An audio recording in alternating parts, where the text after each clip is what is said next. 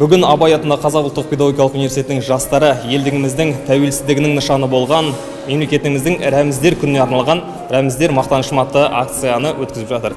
Бүгінгі сол акцияға қатысушы жастардан бір-екі ауыз сөзін тыңдасақ. Сәлеметсіздер ме?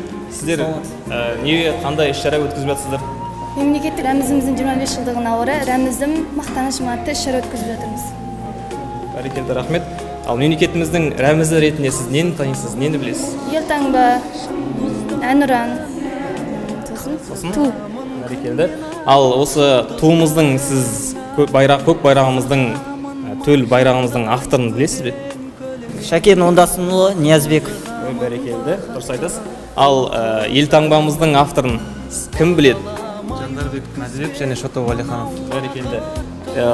Сіздер осы университетіміздің белсенді жастар ретінде барлығын сұрақтарға дұрыс жауап бердіңіздер. Сондықтан да сіздерге арнайы осындай үн парақшалар, қағазшалар достарыңызға, құрбы-құрдастарыңызға мемлекетіміздің рәміздер күні туралы ақпарат жеткізіп, мерекелерін құттықтап, осындай жаднаманы таратыңыздар, Жақсы, рахмет. Жұмыстарыңызға сіздерге сәттілік.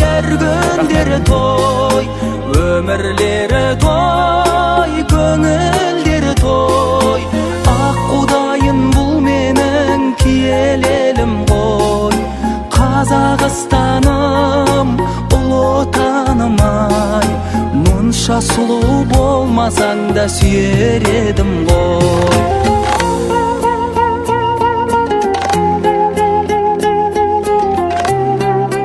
Сәлеметсіз бе? Елдігіміздің елдігін дәлелдейтін мемлекетіміздің рухи басты нышандары болатын қандай мемлекеттік рәміздерді білесіз?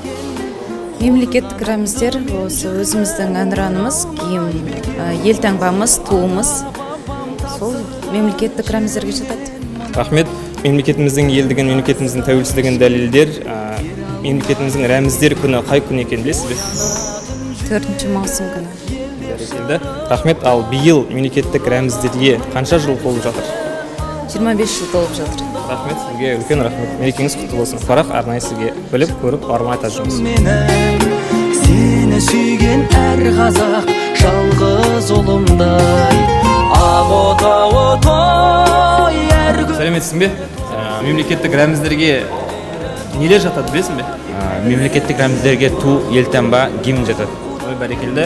Мемлекетіміздің осы тәуелсіздік алғалы бері елдігіміздің нышаны ретінде, елдігіміздің бір басты құндылықтар ретінде танылатын өзің айтқан мемлекеттік рәміздерге биыл қанша жыл толып жатыр, білесің бе? 25 жыл толып жатыр.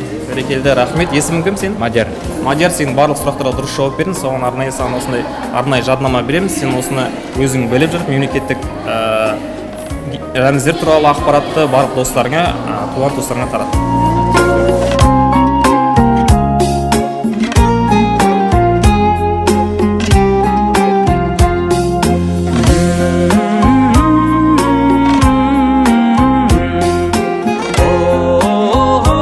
Сәлеметсің бе, Гүлден? Гүлден, 4 маусым қандай күн екенін білесің бе? Иә, 1992 жылы 4 маусымда мемлекеттік рәміздер туралы заң қабылданды. Рахмет. Мемлекеттік рәміздер бұл мемлекетіміздің нышаны, мақтанышы ретінде қандай мемлекеттік рәміздерді атап өте аласың? Біздің мемлекеттік рәміздерімізге мемлекеттік әнұран, ту және елтаңба жатады. Бәрекелді, өзіміз көріп тұрғандай, осы мемлекеттік рәміздерімізді үлгі тұтып, өзіңіз барлық сұрақтарға дұрыс жауап беріңіз. Сондықтан саған мындай үн парақ береміз. Достарыңа, өзіңе барлығына ақпарат алып, барлығына таратып жүр. Рахмет саған. Рахмет, Көкөп. Ерасыл, қайырлы күн. 4 маусым күні мемлекетімізде қандай мемлекеттік мереке тойланады, білесің бе? Ол мемлекеттік рәміздер күні тойланады 4 маусым. Бәрекелді. Мемлекеттік рәміздерге нені жатқызуға болады? Мемлекеттік рәміздерге ол ту, елтаңба және әнұран жатқызамыз. Бәрекелді. Сол мемлекеттік рәміздердің бірі болған елтаңбаның авторларын білесің бе? Шотов Уәлиханов елтаңбаның авторы. Бәрекелді. Қайырлы күн. Сәлеметсіз бе? Мемлекеттік рәміздер күні қай күн білесіз бе? 4 маусым. Бәрекелді. Мемлекеттік рәміздерге қандай рәміздер жатқызуға болады? Елтаңба, ту, әнұран. Бәрекелді. Мемлекеттік рәміздердің бірі болған өзіміздің көк байрағымыз туралы анықтама бере аласыз ба? Ол неге көк болып алынды? Туымыздың аспан түстес ашық көк түсті алынуы, ол қазақтың аспаны әрдайым ашық болсын деген мағынада алынған.